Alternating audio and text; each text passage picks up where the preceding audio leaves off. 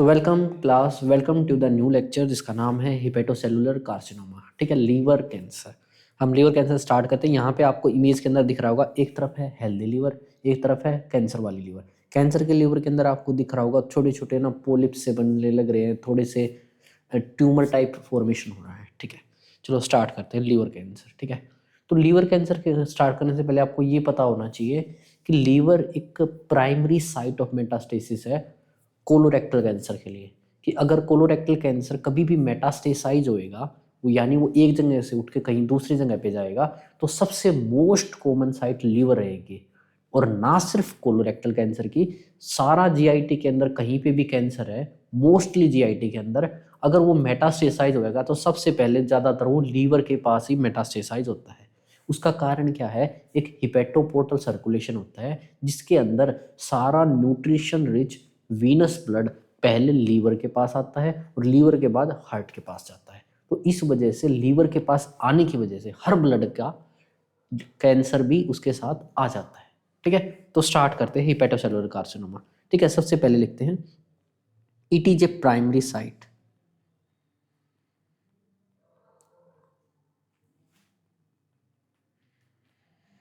Metastasis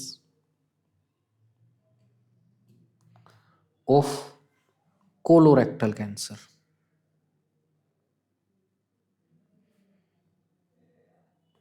और ना सिर्फ कोलोरेक्टल कैंसर, हर कैंसर मेटास्टेसाइज हो सकता है जीआईटी का लीवर के पास। ठीक है, ओके, ये था हिपेटोसेलुलर कार्सिनोमा। और ये ज़्यादातर प्रेजेंट होता है मोस्टली इन मेल्स के अंदर। ज़्यादातर ये मेल्स के अंदर प्रेजेंट होता है और इस कैंसर को कहा जाता है it is the third highest mortality cancer. इसकी होती है थर्ड हाईएस्ट मोर्टेलिटी।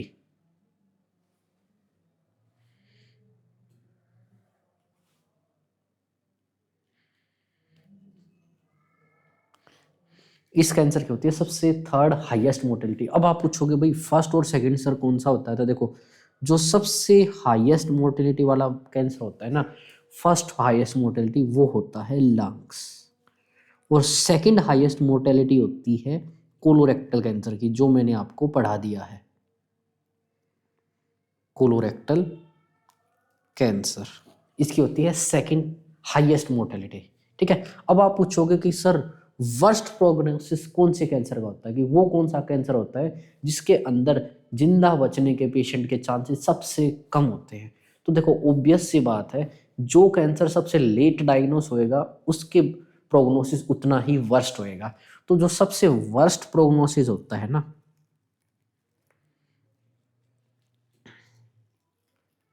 वो होता है, एक ही कैंसर है हमारे पास, पेनक्रियाटिक कैंसर। और पेनक्रियाटिक कैंसर का वर्स्ट प्रोग्नोसिस इस वजह से है क्योंकि ये लेट डायग्नोस होता है। ठीक है, तो वर्स्ट प्रोग्नोसिस होता है पेनक्रियाटिक कैंसर का। ठीक है, अब आ जाते हैं हम अपने कैंसर के ऊपर, लीवर कैंसर। लीवर कैंसर के अंदर बात करते हैं हम ईटियोलॉजी की। What are the aetiology of, what can be aetiology of liver cancer? तो भाई देखो, साफ सीधी बात है, इसकी इटियोलॉजी वही होएगी, वो रिस्क फैक्टर जिसकी वजह से लीवर के टिश्यू को क्रोनिक टाइम तक स्टिमुलेशन मिली, वहां पे क्रोनिक टाइम तक स्टिमुलेशन मिली जिसकी वजह से लीवर का टिश्यू एडेप्ट हो गया। ठीक है, एडेप्ट हो गया जिससे वहां पे सेलुलर चेंजेस आ गए। ये पहले स्टार्टिंग में नॉर्मल सेलुलर चेंजेस थे, उसके बाद फिर यहाँ पे अब नॉर्मल सेलुलर चेंजेस आ गए। जैसे लीवर के अंदर क्या होता है, लीवर के अंदर कभी भी कुछ भी प्रॉब्लम होती है, सबसे पहले लीवर के अंदर फैटी लीवर हो जाती है। ठीक है, फैटी लीवर होती है, फिर ये फैटी लीवर धीरे धीरे करके सिरोसिस में चेंज होती है। और एक टाइम ऐसा आ जाता है सिरोसिस के अंदर यहाँ पे कैंसर भी डेवलप हो जाता है। और liver cirrhosis is also a risk factor of liver cancer. ठीक है, तो ईटियोलॉजी की अगर मैं बात करूं तो सबसे पहले ईटियोलॉजी, तो भाई देखो, क्रोनिक हेपेटाइटिस सबसे पहली बेस्ट ईटियोलॉजी है, क्रोनिक हेपेटाइटिस। अब आप पूछोगे जी क्रोनिक हेपेटाइटिस तो दो टाइप का हमने पढ़ा है, एक होता है बी और सी। बी और सी दोनों एक अच्छे रिस्क फैक्टर है लीवर कैंसर के, लेकिन अगर बी और सी में से भी प्रायोरिटाइज करना पड़े तो B is the highest risk factor for liver cancer. ठीक है, ओके।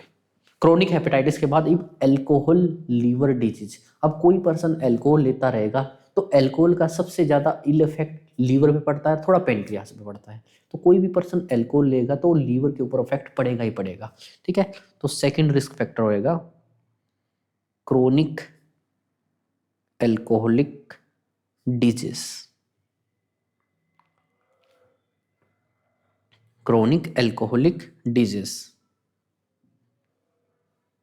उसके बाद रिस्क फैक्टर हो सकता है इसका फैटी लीवर। फैटी लीवर, ठीक है, फैटी लीवर इनिशियल स्टेज में होता है, उसके बाद वहां पे सिरोसिस होना स्टार्ट हो जाता है। और सिरोसिस, फैटी लीवर और सिरोसिस की वजह से लीवर के अंदर इन्फ्लामेटरी चेंजेस आते हैं। इन्फ्लामेटरी चेंजेस मतलब सेलुलर चेंजेस, ये नॉर्मली होंगे फिर अब नॉर्मली जाएंगे और एक टाइम पे आके यहाँ पे कैंसर डेवलप हो जाएगा। ठीक है, उसके बाद एक चीज होती है जो हमने स्टार्टिंग में पढ़ा था, अल्फा टॉक्सिन्स।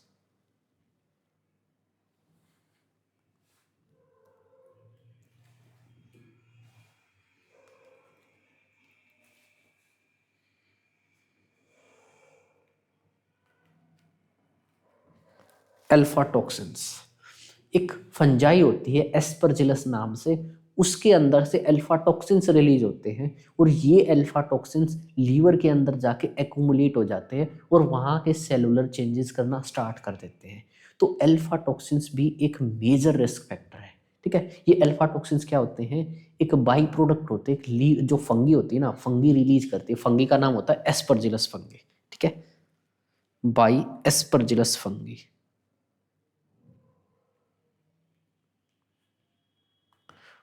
ये फंगी होती है, ये क्या करती है, अल्फा टॉक्सिन्स रिलीज करती हैं और ये अल्फा टॉक्सिन्स जाके लीवर के अंदर एक्यूमुलेट हो जाते हैं, जो सेलुलर चेंजेस करा देते हैं, जिसकी वजह से यहाँ पे कैंसर डेवलप हो जाता है। और अब आप पूछोगे ये एस्परजिलस फंगी या ये अल्फा टॉक्सिन्स कहाँ प्रेजेंट होते हैं, तो देखिए ये प्रेजेंट होते हैं अपनी ग्रेन्स पे। ठीक है, जो ग्रेन्स, जो अनाज हम खाते हैं उनके ऊपर प्रेजेंट होते हैं। ग्रेन्स में भी जैसे मेज यानी मक्का, राइस, नट्स, इनके ऊपर प्रेजेंट होते हैं ये एस्परजिलस फंगी, जो अल्फा टॉक्सिन्स रिलीज करती हैं, जिसकी वजह से लीवर कैंसर हो सकता है। ये थे आपके ईटियोलॉजी। अब बात करते हैं हम क्लिनिकल फीचर्स की।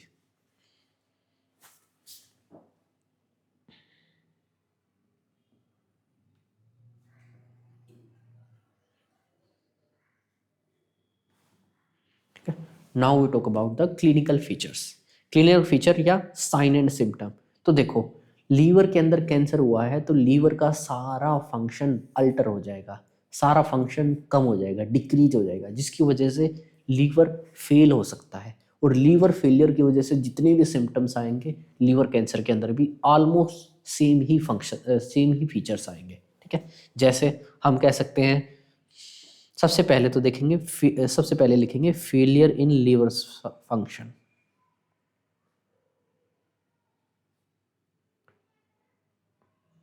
लीवर का फंक्शन हो गया फेल, उसकी वजह से क्या होएगा, जैसे पर्सन के अंदर देखने को मिलेगा एनीमिया, देखने को मिल सकता है।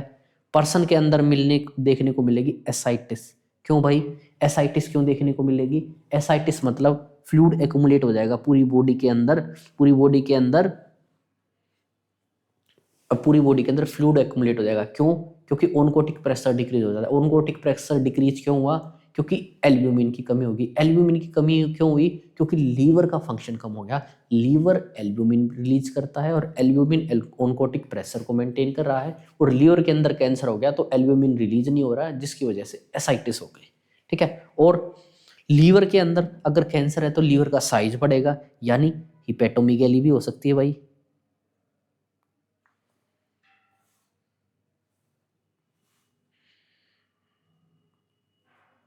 हिपेटोमेगाली हो गई, ठीक है। और लीवर के अंदर कैंसर है तो लीवर का फंक्शन अल्टर होएंगे तो जॉन्डिस भी देखने को मिल सकती है, बिल्कुल देखने को मिल सकती है भाई।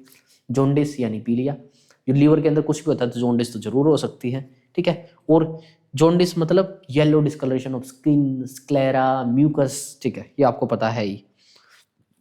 उसके बाद लीवर फॉर्म करता है ब्लड क्लोटिंग फैक्टर्स, ठीक है। तो लीवर का फंक्शन अगर चेंज हुआ है, फंक्शन कम हुआ है, तो ब्लड क्लोटिंग प्रॉब्लम्स भी देखने को मिल सकती है आपको, ठीक है। ब्लड क्लोटिंग एबनॉर्मेलिटीज,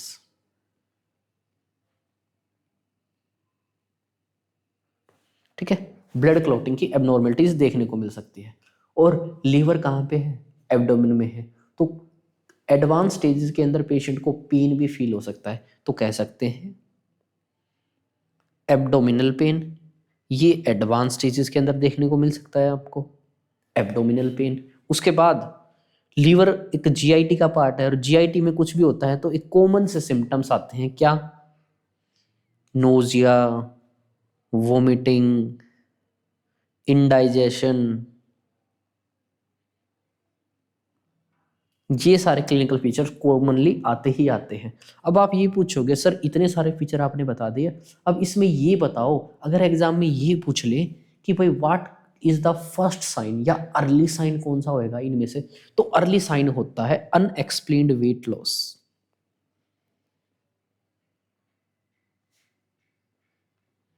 पर्सन ने कोशिश नहीं की लेकिन उसका बगैर कोशिश करे वेट लॉस हो गया, ठीक है। पर्सन ने कोई ट्राई नहीं करी, बगैर कुछ भी किए उसका वेट लॉस हो गया, और ये है इसका अर्ली साइन। लिख सकते हैं अनएक्सप्लेन्ड वेट लॉस, आप लिख सकते हो, बस यही इंपॉर्टेंट है इसके अंदर। अल्फा टॉक्सिन्स इंपॉर्टेंट है, क्रोनिक हेपेटाइटिस इंपॉर्टेंट है, first highest mortality, worst prognosis, ये भी इंपॉर्टेंट है, ठीक है। ये सारी चीजें, ये था आपका लीवर कैंसर के क्लिनिकल फीचर्स, ठीक है। अब एक एग्जाम में एक बारी नोट सेट में पूछ लिया था कि भाई वो कौन सा इलेक्ट्रोलाइट है, वो कौन सा इलेक्ट्रोलाइट है ये जिस जो इंक्रीज या डिक्रीज होता है लीवर कैंसर के अंदर। तो देखिए यहाँ पे काफी इंपॉर्टेंट है ये लिखना, यहाँ पे आपको देखने को मिलता है हाइपर कैल्सीमिया, और इसको कीजिए हाईलाइट। अब देखिए ये हाइपर कैल्सीमिया लीवर कैंसर के अंदर कैसे देखने को मिलता है, देखिए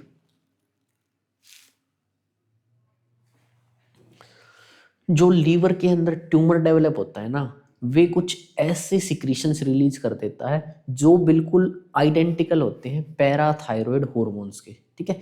तो पैराथायरॉयड हार्मोन के सिमिलर हार्मोन्स रिलीज करने लग जाता है, सिमिलर सिक्रीशंस रिलीज करने लग जाता है। उस सिक्रीशंस का बिल्कुल सेम फंक्शन होएगा पीटीएच की तरह।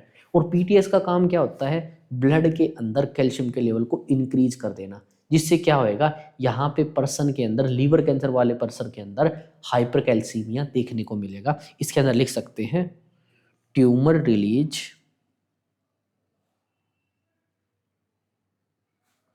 Secretions similar to PTH hormone, ठीक है, सिमिलर टू पीटीएच हार्मोन। अब आप कहोगे कि भाई इसने पीटीएच लाइक हार्मोन क्यों रिलीज करा? भाई लीवर का काम तो हार्मोन रिलीज करना नहीं था पीटीएच का। तो देखो मैंने सेलुलर एडेप्टेशन के अंदर आपको पढ़ाया था, यहाँ पे होता है सबसे पहले मेटाप्लेजिया, देन डिस्प्लेजिया, देन एनाप्लेजिया, ठीक है। मेटाप्लेजिया, डिस्प्लेजिया और एनाप्लेजिया। एनाप्लेजिया में क्या होता है? कंप्लीटली स्ट्रक्चर और फंक्शन चेंज हो जाता है सेल्स का। सेल ऐसा बन जाता है, ना उसका स्ट्रक्चर नॉर्मल सेल से इक्वल रह जाता है, ना उसका फंक्शन इसके ओरिजिनल सेल के इक्वल रह जाता है। तो इसका ये क्या करता है, एंडोक्राइनल फंक्शन करने लग जाता है कभी कभी। और एंडोक्राइनल सेल्स का क्या काम होता है? ये क्या करते हैं? हॉर्मोन्स रिलीज करते हैं। और यहाँ पे ये किस टाइप का हार्मोन रिलीज करेगा? पीटीएच टाइप का हार्मोन रिलीज करने लग जाएगा। मैंने क्या बताया दोबारा से सुनिए। जो एनाप्लेजिया होता है ना, वहां पे सेल टिश्यू जो होता है ना कैंसर वाला, वो completely structurally and functionally change हो जाता है।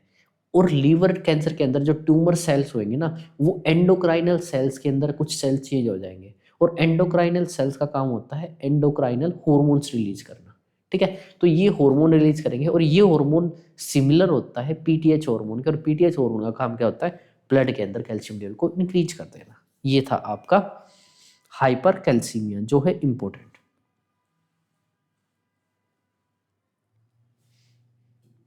ओके, अब बात करते हैं हम इसके डायग्नोसिस की। देखिए डायग्नोसिस तो सबसे पहले बात करेंगे ट्यूमर मार्कर के डायग्नोसिस। तो आप बताइए कौन सा ट्यूमर मार्कर हमने पढ़ा था लीवर कैंसर के अंदर, कौन सा ट्यूमर मार्कर इंक्रीज होता है? एक ही ट्यूमर मार्कर पढ़ा था, अल्फा फीटोप्रोटीन।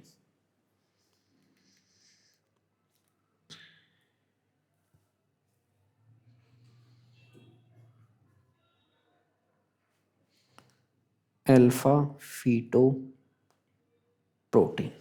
ठीक है। अल्फा फीटोप्रोटीन का लेवल यहाँ पे इंक्रीज हो जाता है।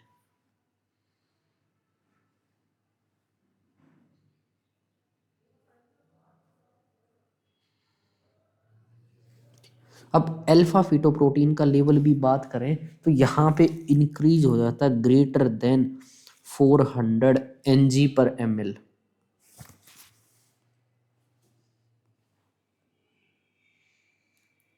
Ng/ml से ज़्यादा कितना है? 400 Ng/ml। जब भी अगर अल्फा प्रोटीन का लेवल, अल्फा फीटोप्रोटीन का लेवल बॉडी के अंदर 400 Ng/ml से ज़्यादा हो जाता है, तो ये सजेस्ट करता है कि लीवर का कैंसर है। देखो कभी भी ट्यूमर मार्कर कंफर्मेटरी टेस्ट नहीं हो सकते, ठीक है। ये होता है अल्फा फीटोप्रोटीन। ओके, इसको करो हाईलाइट, वैसे तो पता ही है क्या ये हाईलाइट करना, ठीक है।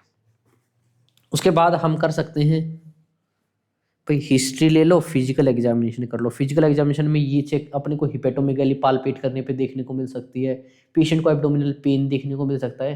हिस्ट्री कलेक्ट करेंगे पेशेंट का, भाई क्या डाइट हिस्ट्री है, कोई क्रोनिक हेपेटाइटिस की तो हिस्ट्री नहीं है, पेशेंट को कुछ और तो नहीं हुआ, पेशेंट के सिम्टम्स कैसे हैं, ये सारी हिस्ट्री कलेक्ट करने के बाद हम फिजिकल एग्जामिनेशन कर लिया। उसके बाद हम कर सकते हैं पेशेंट का सीटी स्कैन, पेशेंट का एमआरआई, पेशेंट का यूएसजी, और कंफर्म करने के लिए हम कर लेंगे बायोप्सी। बायोप्सी से हो जाएगा कंफर्म, और कंफर्म हो जाएगा बायोप्सी से। ओके, ये थे आपके डायग्नोस्टिक टेस्ट। उसके बाद बात करते हैं हम इसकी मैनेजमेंट की।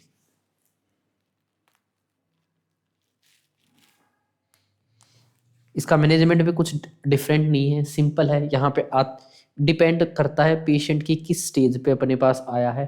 अर्ली स्टेज है तो भाई हम सर्जिकली ट्रीट करने की कोशिश कर सकते हैं, लेकिन अगर कैंसर मेटास्टेसाइज हो चुका है तो पेशेंट को भाई ट्रिपल थेरेपी देंगे, कीमो भी, रेडियो भी और सर्जिकली भी इफ़ रिक्वायर्ड, ठीक है। तो कीमो दे देंगे, रेडियोथेरेपी दे देंगे, सर्जिकल मेथड यूज कर लेंगे, ठीक है। सर्जिकल मेथड में अगर एक लोब इन्वॉल्व है तो उस लोब को निकाल देंगे, पूरी लीवर इन्वॉल्व है पूरी लीवर को निकाल के लीवर ट्रांसप्लांट कर देंगे, ठीक है। सर्जिकल में हम क्या कर सकते हैं, एक तो हिपेटिक लोबेक्टमी कर सकते हैं,